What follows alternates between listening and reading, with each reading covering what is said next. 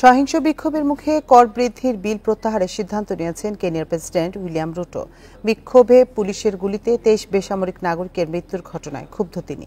বিলটি সই না করে পার্লামেন্টে পাঠিয়ে দিয়েছেন প্রেসিডেন্ট। আহতের সংখ্যা ছাড়িয়েছে 300। মঙ্গলবার কর বৃদ্ধির বিলটি পাশের পরই রাজধানী নাইরোবিতে পার্লামেন্ট ভবনে ঢুকে ভাঙচুর চালায় বিক্ষোভকারীরা। আগুন ধরিয়ে দেয় তারা। বিক্ষুব্ধদের রুখতে জলকামান, টিয়ার গ্যাস ছুড়ে পুলিশ। নিয়ন্ত্রণে ব্যর্থ হলে গুলি ছুড়লে হতাহতের ঘটনা ঘটে। পরিস্থিতি শান্ত করতে মোতায়েন করা হয় সেনাবাহিনীর সদস্য। নাইরোবি ছাড়াও বিক্ষোভ হয় অন্যান্য শহরে। সেখানেও পুলিশের সাথে বিক্ষোভকারীদের সংঘর্ষ হয়।